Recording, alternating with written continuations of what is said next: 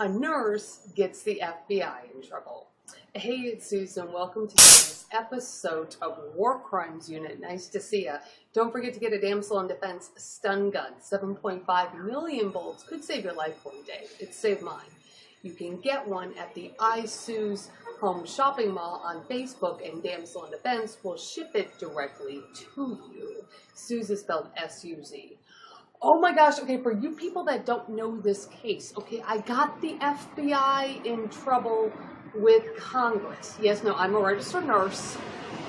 An attorney who knows this whole case had me go to Senator Harry Reid of Nevada based on years of crap, harm, garbage, major crimes, bad, horrible things that occurred to my little boy Adrian and myself. Okay, so I got the FBI in trouble. This is a huge letter. This comes from Homeland Security. I know you can't see this here, but it's from an attorney with Homeland Security up in Washington, D.C. His name is Elliot Williams. He works in the Office of Congressional Relations. Says within the purview of the DOJ, okay, that translates into a bunch of jerks, or as I like to call it, a bunch of assholes, but I mean more professionally, a bunch of damn jerks. Holy cow. See, Homeland Security already knows this case because they were sitting at my dining table back in March of 2005. They arrested my ex-boyfriend, who's my son's father, and then somehow he gets let go and all kinds of hell breaks loose. As if, like, horrible things hadn't happened already that made them do the arrest in the first place. So, oh my God, do you know what happens when you get the FBI in trouble?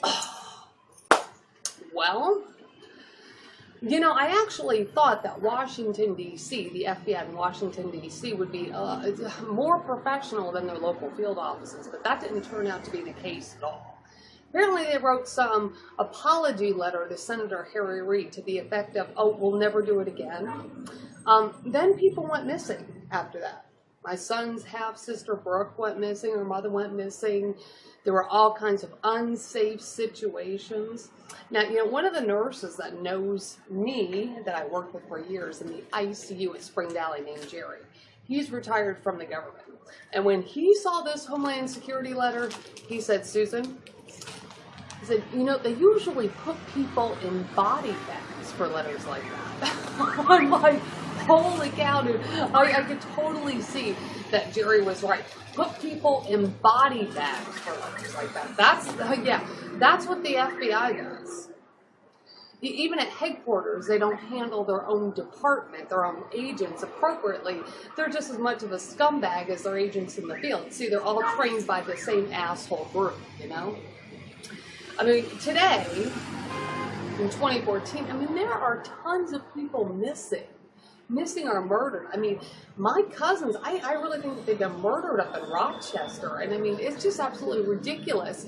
So Senator Harry Reid's Las Vegas office, a staff member named Chavez Folger, tells me that they open up an FBI investigation, then people go missing?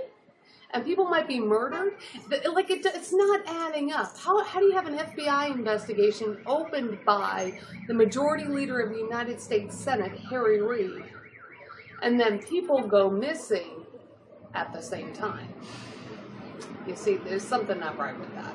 So, you know, one U.S. Border Patrol agent called this case a black operation. Yeah, you know what? So I think I got Congress blowing a bunch of smoke. At least Senator Harry Reid's Las Vegas office, as Chavez Folger. I don't know, something about protecting not just the FBI, but the U.S. Attorney's Office for not prosecuting my ex-boyfriend.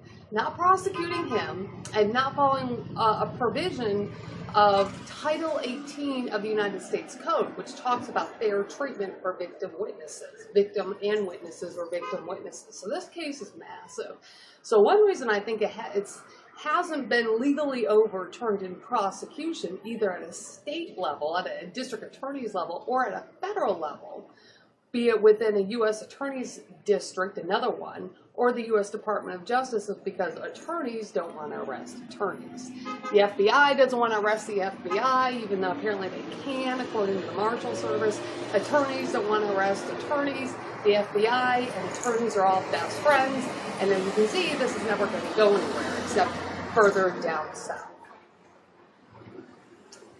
Craziness, yes, but a nurse got the FBI in trouble. Well, they deserved it. If you want to know more of this case, I've got short stories online. They're on Amazon, and they are on Scribd. They're on iPad, iBookstore, and they're on Book and Nook. You have to just look for the crazy short stories by Susan Nyson. It's today's episode of War Crimes Unit. Keep your stun gun or machine gun handy. There's real criminals and terrorists out there.